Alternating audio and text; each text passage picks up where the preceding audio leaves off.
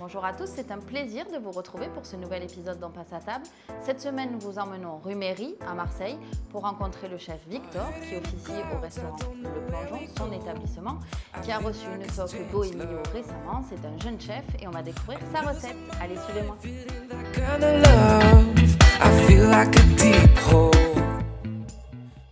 Bonjour chef. Bonjour, bienvenue au Plongeon. Merci, qu'est-ce que vous allez nous préparer aujourd'hui? Aujourd'hui, on va faire une petite recette de ricotta maison. On vous suit en cuisine? Allez, on va monter. Ce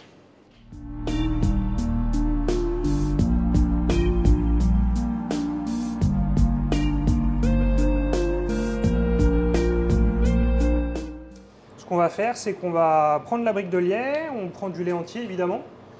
On peut même prendre du lait frais, ça marche aussi. L'idée, c'est de le faire bouillir et de le porter à au moins 92 degrés. Donc pas ébullition? Juste avant en fait. D'accord. Et pour ça, on va utiliser un thermomètre, mais je vais aussi vous donner une astuce visuelle qui vous permettra d'atteindre la température sans avoir besoin d'un thermomètre de cuisine. Parfait. Tout simplement dans une casserole et vous mettez, on va commencer à feu fort pour accélérer un peu la recette, mais il faut faire attention parce qu'évidemment ça peut déborder. Donc quand on voit qu'on s'approche de la température désirée, on va baisser un peu histoire d'être sûr. Ok. Donc on le laisse là, il y en a pour 5-10 minutes à tout casser. Alors en attendant que ça bout, on peut zester le citron. L'idée c'est de prendre un citron bio évidemment parce qu'on va récupérer le zeste. Donc à l'aide de votre zesteur, vous venez gratter le zeste. On va préserver, on va garder pour le reste de la recette. Hop là. Et on va venir le presser et filtrer le jus d'une petite passette. Alors c'est une recette qui peut demander un peu d'expérience parfois parce que évidemment les citrons ne donnent pas toujours le même jus. Il faut s'habituer un peu à la quantité. L'idée c'est que c'est l'acidité qui va venir faire cailler le lait. D'accord. Ça marche aussi avec du vinaigre blanc. Donc là on va vérifier la température de notre lait. L'idée c'est de le porter au moins à 90-92 degrés. Si on n'a pas de thermomètre de cuisine, un bon moyen de vérifier la température, c'est de voir que sur la surface du lait, là, il y a des petits yeux qui se créent, comme une espèce de couche un peu épaisse, un peu texturée qui vient se mettre sur le dessus. Et une fois que toute la casserole est recouverte de cette texture-là, c'est qu'on a atteint la bonne température. L'idée, c'est pas que ça boue. Si jamais ça boue, c'est pas non plus dramatique, on peut continuer la recette, mais si on s'arrête avant, c'est mieux. Ok. Ça fait comme une petite mousse en fait, c'est ça? Exactement, comme sur un cappuccino un peu. Ok. Là, on voit qu'on va atteindre 90, j'ai baissé le feu.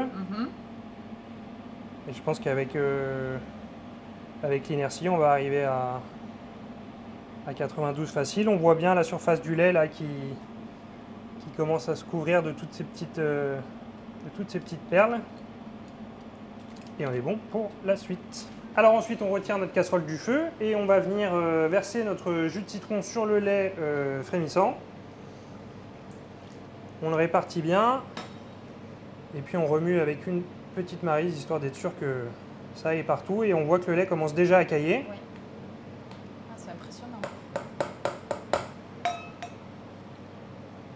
Une fois qu'il est dans cet état-là, on va le laisser comme ça pendant 10 minutes histoire d'être sûr que la future ricotta soit bien séparée du petit lait et ensuite on va venir le filtrer. Alors là, dans notre liquide est bien décanté, on voit qu'il y a le petit lait qui s'est séparé de la partie solide. Et du coup, on va pouvoir venir le filtrer dans un saladier au-dessus d'un chinois étamine ou bien d'une passoire. Et il faudra vous munir d'un petit linge. Moi, j'utilise une petite lavette, mais ça peut être une gaze ou même un torchon qui n'est pas trop épais. Et on vient filtrer la ricotta du petit lait. Et on va la laisser comme ça pendant 15 à 30 minutes. Ok. Donc là, on a attendu une bonne quinzaine de minutes que ça s'égoutte. On voit que le liquide est bien séparé. Vous avez rajouté quelque chose pour la rehausser, pour pas que ça trempe dans l'eau, c'est ça? Exactement, parce que j'avais beaucoup de liquide et mon saladier n'était pas très haut, donc j'ai rajouté une cheminée. Si on est un peu pressé, on peut toujours venir comme ça égoutter un peu la ricotta avec la main. Attention parce que si c'est chaud, ça vole.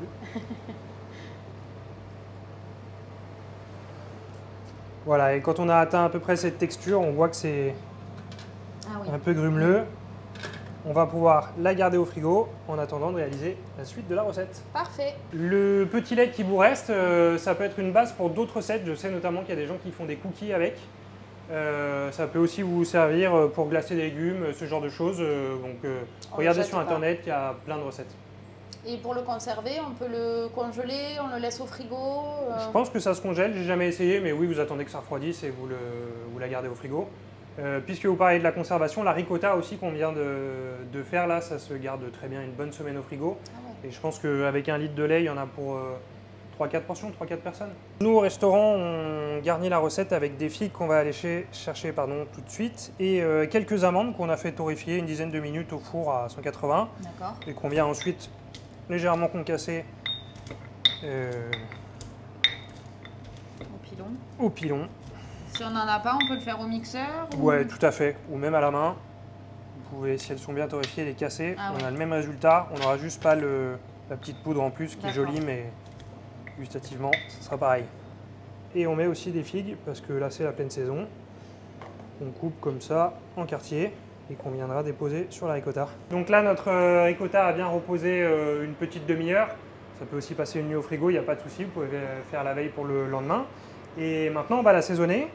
Donc on va récupérer le zeste du citron qu'on avait gardé tout à l'heure.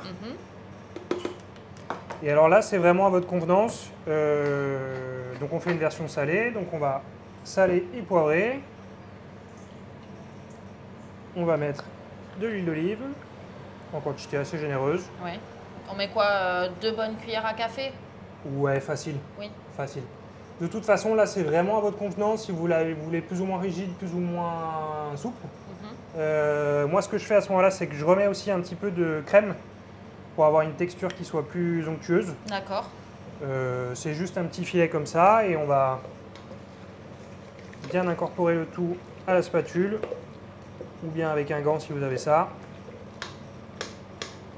N'hésitez pas à bien casser les grumeaux. En refroidissant, ça a tendance à figer un peu.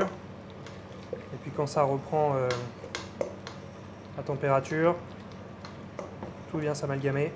L'idée, c'est qu'on vient faire des petites quenelles avec 2 cuillères, qu'on vient presser l'une contre l'autre. On en dépose 3 dans une petite assiette.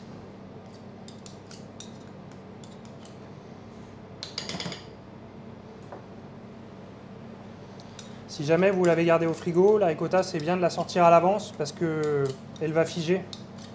Alors que si elle est à température, elle sera facile à manipuler. D'accord. Hop là. Ensuite, on va mettre un petit trait d'huile d'olive, un tour de poivre. On va venir déposer les quartiers de figues qu'on avait coupés au préalable joliment.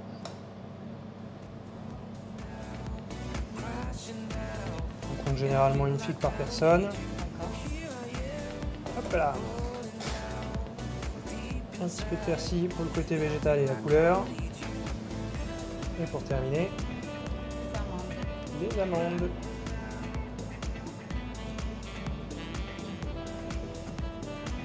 Merci beaucoup. Je vous en prie.